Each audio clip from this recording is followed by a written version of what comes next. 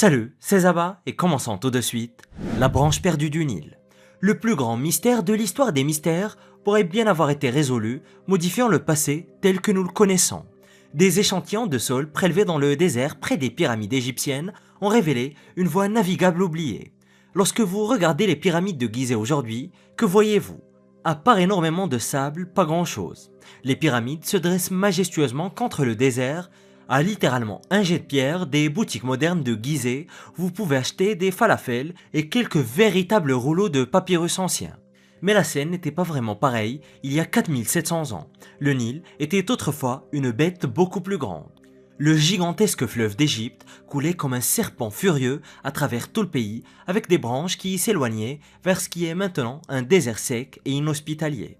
Ce n'était pas un parc aquatique, mais c'était beaucoup plus humide que le paysage actuel. Et lorsque les scientifiques ont prélevé leur échantillon de sol, ils ont réalisé que le sol provenait d'un ancien lit de rivière. La rivière, depuis longtemps asséchée et friable, coulait autrefois directement à côté des anciennes pyramides.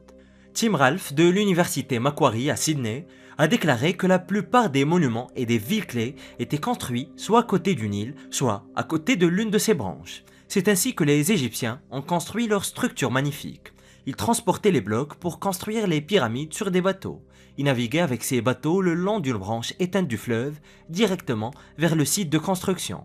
Et saviez-vous qu'environ 100 pyramides ont été bâties entre il y a 4700 ans et 3500 ans? La plupart sont toujours situées le long du Nil, mais 31 d'entre elles ne le sont plus. Les pyramides de Gizeh, celles de Saqqara et les monuments anciens de Dachour se trouvent dans le désert occidental à des kilomètres du Nil. Tim Ralph et son équipe soupçonnaient déjà qu'il y avait eu plus de branches menant à ces pyramides désertiques. Ils ont donc commencé avec des échantillons de sol qui ont confirmé cette hypothèse. Puis, lui et son équipe ont examiné des images radars et satellites avec un œil averti. Tim prétend avoir identifié des dépressions dans le passage, là où une branche massive du Nil coulait autrefois. Tim a déclaré que la rivière éteinte s'étendait sur environ 48 km au-delà des pyramides, puis se dirigeait vers le sud. Il contournait Gizeh, Memphis, Abou Sir, Saqqara et Dachour. Il faisait probablement environ 9 mètres de profondeur et plus de 640 mètres de large. Les scientifiques l'ont nommée la branche Aramat et disent qu'elle a été instrumentale dans la construction des merveilles les plus célèbres de l'Égypte. Elle s'est probablement asséchée il y a environ 4200 ans lorsque l'Égypte a été frappée par une très grave sécheresse. Cette hypothèse donc résout le mystère de pourquoi toutes ces pyramides ont été bâties au beau milieu de nulle part. C'est parce qu'elles n'ont pas été justement construites au beau milieu de nulle part. Les Égyptiens auraient utilisé les branches du Nil pour transporter les énormes blocs de pierre afin de construire les pyramides. La tombe de Toutankhamon. Les photographies étonnantes que vous allez voir proviennent de la découverte originale de la tombe du roi Toutankhamon, l'un des moments les plus importants de l'archéologie, de l'égyptologie et de l'histoire elle-même peut-être. Le 4 novembre 2022 a marqué le 100e anniversaire de la découverte de la tombe de Toutankhamon dans la vallée des rois.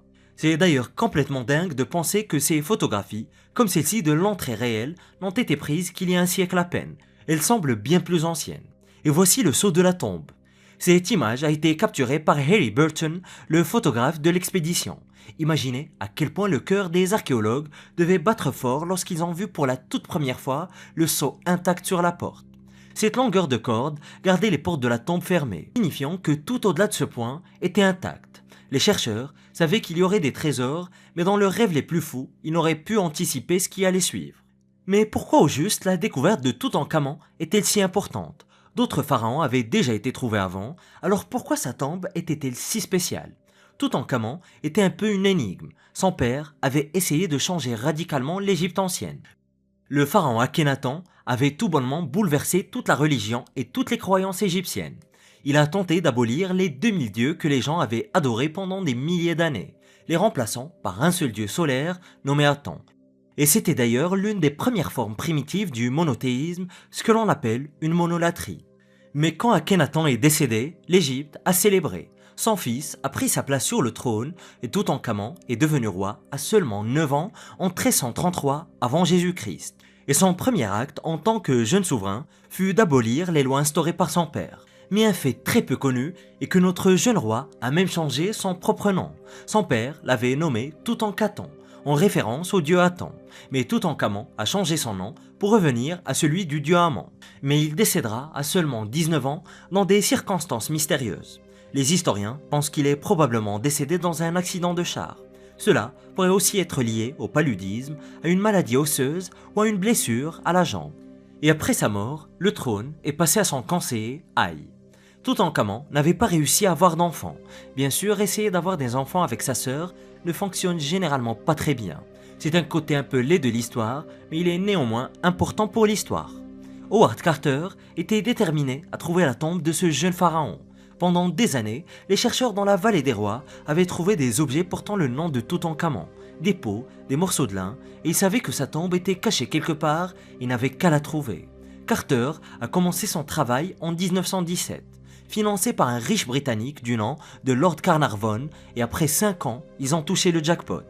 Cette photo légendaire a été prise avant que quoi que ce soit ne soit retiré de l'antichambre en 1922. Les archéologues ont trouvé plus de 600 objets dans cette chambre, y compris des lits en or et des chars entiers. Ensuite, au-delà du sceau que je vous ai montré plus tôt, il y avait la chambre funéraire elle-même. Admirez ce magnifique sanctuaire d'Anubis trouvé dans le trésor. L'image a été prise pendant que le photographe se tenait dans la chambre funéraire. Et voici Howard Carter lui-même examinant le cercueil intérieur de Toutankhamon. Le roi Toutankhamon avait été enterré comme une poupée russe, avec son 3e et dernier cercueil fait d'or massif. Et le roi repose toujours dans son cercueil d'or aujourd'hui, bien que protégé par une vitre. Le puzzle d'Abou Simbel. Après 3300 ans, les temples d'Abou Simbel ont été déplacés à environ 200 mètres de l'endroit où ils avaient été bâtis le long du Nil. C'était l'un des projets de relocalisation les plus incroyables de l'histoire humaine. Mais avant de parler de la relocalisation, il nous faudrait un tout petit peu plus de contexte sur ces temples incroyables. Ils ont été bâtis à la demande de Ramsès II, peut-être le pharaon le plus légendaire de l'histoire de l'Égypte. Ramsès était un bâtisseur et il adorait les temples. Il les a construits à travers l'Égypte et la Nubie pour impressionner tout le monde. Le plus célèbre de tous ces temples était ceux près du village moderne d'Abou Simbel. 2 temples ont été bâtis ici. Le plus grand des deux est connu sous le nom très créatif de Grand Temple, un site qui suscite à la fois l'admiration et l'incrédulité chez les visiteurs. Et 4 statues épiques de Ramsès sont assises sur des trônes devant l'entrée du temple. Chaque statue mesure plus de 18 mètres de hauteur. Ce type avait un certain narcissisme assumé. Et derrière les statues se trouve une frise représentant une armée de babouins adorant le soleil levant. Mais il y a aussi un bas-relief du roi rendant hommage à Ra-Horakhti, le dieu faucon de l'Égypte ancienne. Et je vous laisse deviner comment s'appelle le 2e temple plus petit. Eh bien, il s'appelle le Petit Temple, tout aussi créatif, n'est-ce pas? Il a été dédié à sa femme, Néfertari, et à la déesse Hathor. C'était la 2e fois dans l'histoire qu'un roi égyptien construisait un temple pour sa reine. Il devait beaucoup l'aimer, car ses statues étaient tout bonnement énormes. Avant cela, les Égyptiens n'autorisaient leurs reines à avoir que de petites statues, peut-être 1/10 de la taille des leurs. Vous l'aurez compris, les temples étaient incroyables. Mais avançons un tout petit peu dans le temps, au début du 19e siècle, lorsque les temples étaient complètement recouverts de sable. Vous ne pouviez même pas voir les statues, car elles avaient été totalement englouties par le désert. Il a d'ailleurs fallu des années pour les déterrer et pour que les temples soient dégagés de tout le sable. Regardez cette photo de l'excavation vers 1853. Pendant plus de 100 ans, les temples ont été ramenés à la vie, doucement sortis de leurs tombes sablonneuses. Puis, dans les années 50, une catastrophe a frappé. Le gouvernement a prévu la création d'un barrage qui aurait tout bonnement inondé les temples. Il y avait énormément de bureaucratie impliquée et je vais vous épargner les détails. Le gouvernement égyptien a sollicité l'aide de l'UNESCO en 1959. La communauté internationale s'est rassemblée et a levé suffisamment de fonds pour démonter les temples et les reconstruire à l'écart du barrage. Ce fut à la fois une démolition et un puzzle. Environ 330 000 mètres cubes de roches ont été démontés puis remontés. Ces photos étonnantes montrent le déroulement des travaux dans les années 1960. Les temples ont été sauvés et vous pouvez les voir par vous-même aujourd'hui lors de votre prochain voyage en Égypte. Et d'ailleurs, sur une note connexe, c'est le succès de cette campagne qui a permis de créer le Fonds mondial du patrimoine en 1965. Et après Abou Simbel, l'UNESCO a travaillé à sauver 22 monuments différents de l'inondation dans la vallée de Nubie. Ensuite est arrivée la liste des sites du patrimoine mondial de l'UNESCO, l'autorité officielle sur les lieux anciens, en 1978. Les îles Galapagos sont devenues les premiers sites du patrimoine mondial, et les monuments d'Abou Simbel n'ont été rajoutés qu'un an plus tard, en 79. La momie. Ceci est une photo prise dans une rue inconnue d'Égypte en 1865. Elle montre un vendeur de rue endormi, reposant sa tête sur sa main, juste à côté d'une véritable momie égyptienne. Au lieu de vendre des livres, des bibelots ou des souvenirs, les vendeurs vendaient des momies entières pillées dans les temples. Imaginez un tout petit peu acheter une momie comme souvenir de votre voyage en Égypte. D'ailleurs, bon courage avec la douane. Mais ce qui paraît aujourd'hui complètement fou était une réalité au 19e siècle.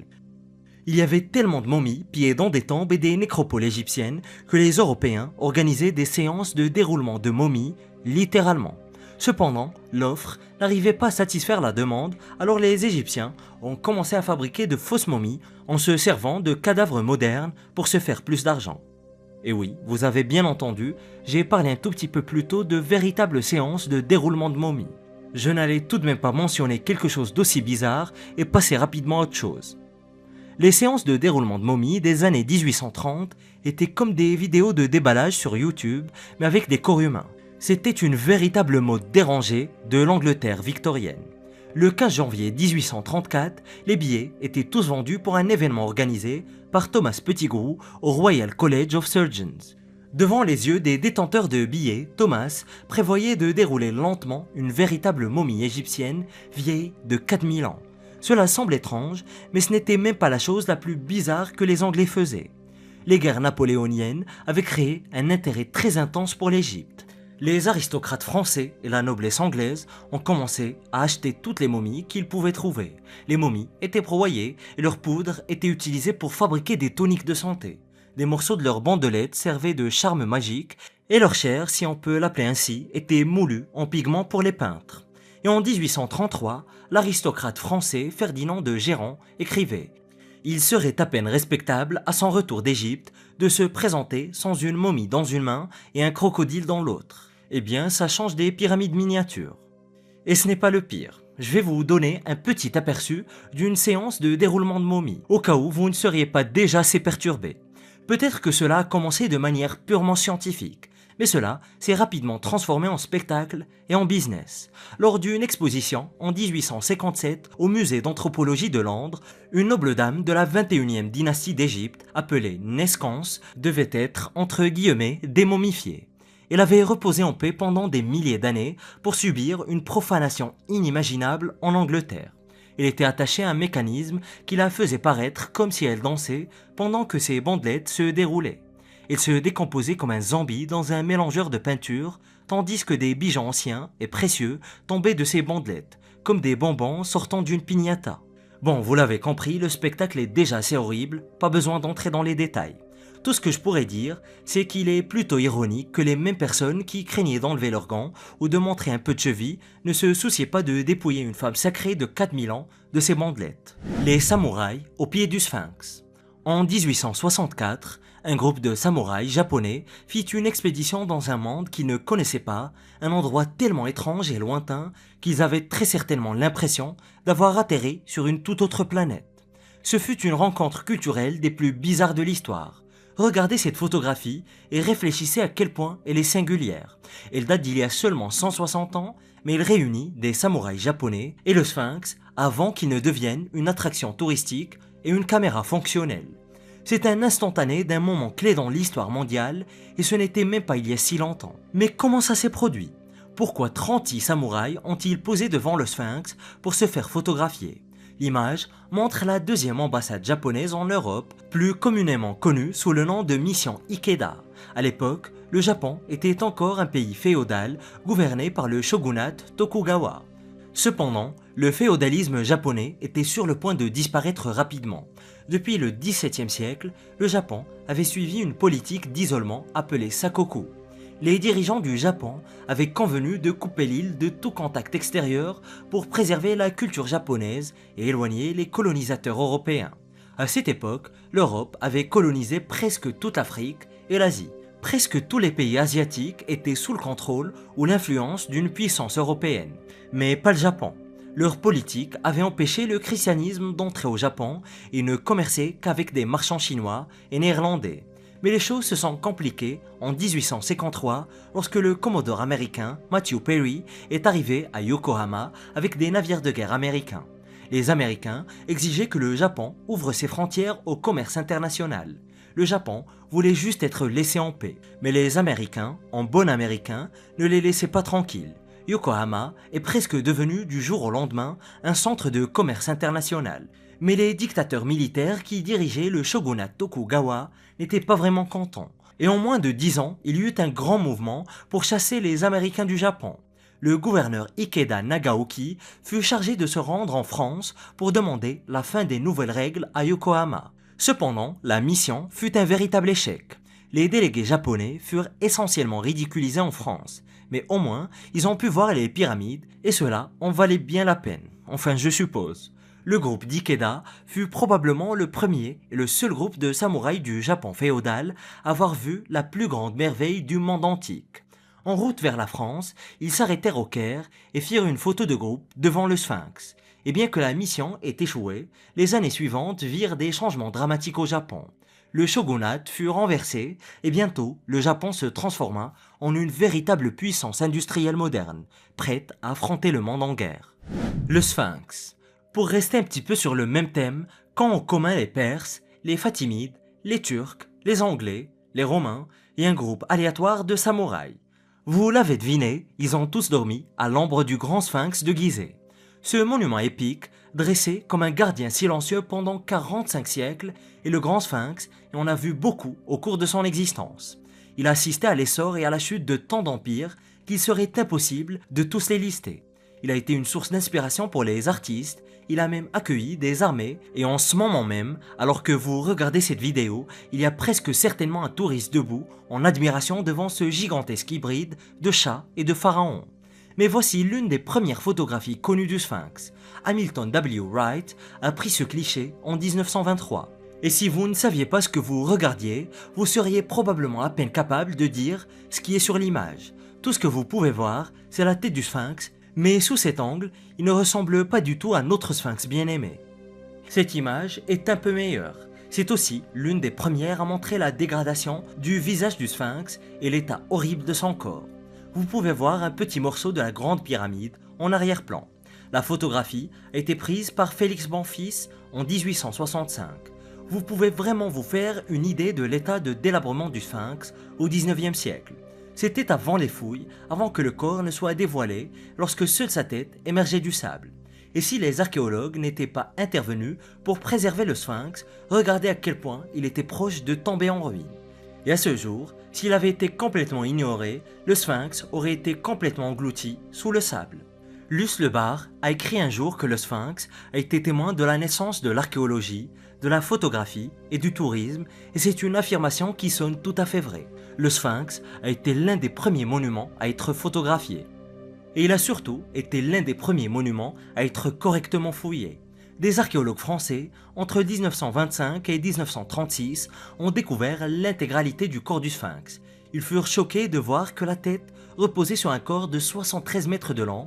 Il mesure maintenant 20 mètres de haut, taillé dans un seul bloc de calcaire. Et ces découvertes ancestrales dépassent le cadre de l'histoire établie. Découvre-les en cliquant sur cette vidéo.